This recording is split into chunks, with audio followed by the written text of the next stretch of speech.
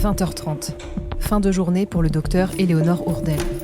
La psychiatre enfile son manteau et ferme son bureau à double tour. Elle passe saluer les infirmiers de garde. Elle n'a qu'une hâte, dormir. Il faut dire que soigner les patients de l'unité pour malades difficiles de Chambly n'est pas de tout repos. Entre ces murs, qui ressemblent plus à une prison qu'à un centre hospitalier, séjournent agresseurs, violeurs et tueurs. Des profils violents et imprévisibles. Des individus prisonniers de leurs conditions mentales. 20h46. Docteur Ourdel s'assied au volant de sa voiture. 20 minutes. C'est le temps qu'il lui faut pour rentrer chez elle. 20 minutes à sillonner les routes recouvertes de neige, avec en toile de fond les guirlandes qui scintillent sur les façades des maisons. Un 31 décembre digne d'un film de Noël. Éléonore se gare dans l'allée de sa maison. Elle habite une petite commune du Val d'Oise, collée à la forêt de l'Isle-Adam, la campagne à moins d'1 heure de Paris. Elle glisse la clé dans la serrure. Encore quelques secondes. Quelques secondes avant de relâcher la pression de fin de journée. La médecin ferme la porte derrière elle. Quelque chose cloche. Il fait froid. Trop froid. Et pour cause, la fenêtre qui donne sur le jardin est grande ouverte. La vitre est brisée, le sol jonché d'éclats de verre. Instinct de survie, Éléonore le sait. Il faut fuir, maintenant. Un choc violent. Elle s'écroule au sol, tétanisée. L'agresseur est armé. Il n'a pas pris la peine de cacher son identité. Il n'est pas là pour la cambrioler. Il est venu pour elle. Son nom, Alice. Michael Alice. Les Alice, Éléonore les connaît bien. Le 4 mai 2019, Samuel Alice, 12 ans, et sa mère Sarah Alice, 36 ans, sont assassinés chez eux, en pleine nuit. Leur meurtrier, Christophe Lansal, souffrait de troubles psychiatriques. Mobilisée à l'époque en tant qu'experte sur le dossier, la psychiatre avait conclu à une abolition totale du discernement. Le meurtrier a échappé à la sanction pénale. Et ça, Michael Alice ne l'a jamais accepté. Il a perdu femme et enfant. Le père de famille est donc venu se venger, le soir du réveillon. Les secondes s'étirent. Éléonore sent son souffle se couper, le canon du revolver collé sur son front.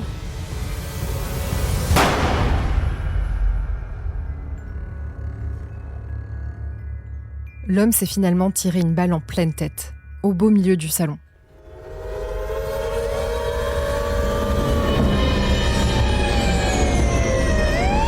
Découvrez, vivez, frissonnez. Scène de livre au cœur de vos fictions.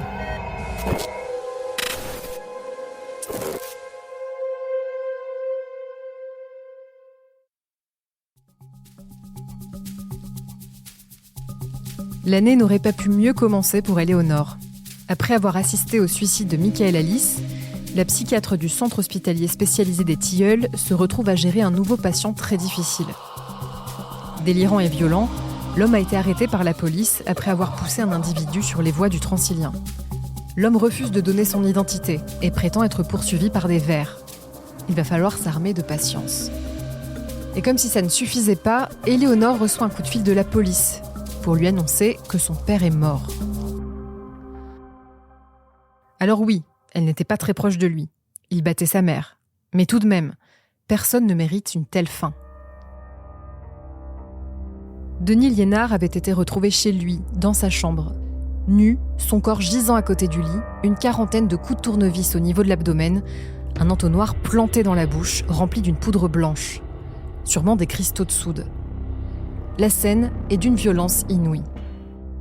Qui pourrait lui en vouloir à ce point ? Certes, ses collègues se moquaient parfois de ses tocs de nettoyage, mais il n'avait pas d'ennemis connus. Une vie discrète, solitaire. Un casier judiciaire vide, rien à signaler. Mais un détail fait tiquer les enquêteurs. Il n'y a pas une seule empreinte digitale de la victime dans la maison. Rien. Ni sur les meubles, ni sur les objets du quotidien. Comment est-ce possible ? Comment un homme peut vivre là et ne laisser aucune trace ? L'autopsie en dira peut-être davantage. Le corps est transféré à l'Institut médico-légal de Paris, où les policiers Franck Charcot et Nicolas Bélanger attendent de pied ferme Éléonore, espérant glaner quelques infos. La dernière fois qu'elle a vu son père, Éléonore avait 8 ans. Elle n'aurait jamais imaginé de telles retrouvailles. Accompagnée des policiers, elle pénètre dans la salle. De l'autre côté d'une vitre rectangulaire repose le cadavre, allongé sur un brancard, drap bleu jusqu'au cou. Éléonore s'approche. Malgré tout ce qu'il a fait, elle doit lui dire au revoir. Mais pourquoi a-t-il été assassiné ? Éléonore se fige. Elle joue nerveusement avec son stylo qui lui glisse des doigts. L'un des policiers la pense sous le choc et tente de la rassurer. Mais non, ce n'est pas ça. Elle en est certaine. Cet homme n'est pas son père.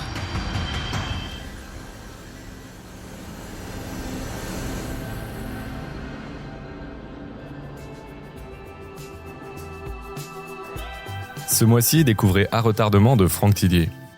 Référence incontestée du thriller français avec 12 millions d'exemplaires vendus, Franck Tillier nous donne à voir la maladie mentale dans tout ce qu'elle a de plus dérangeant. Une intrigue millimétrée qui joue avec toutes nos peurs et qui nous amène aussi à déconstruire nos préjugés sur la schizophrénie. À retardement est à retrouver en librairie dès le 2 mai aux éditions Fleuve.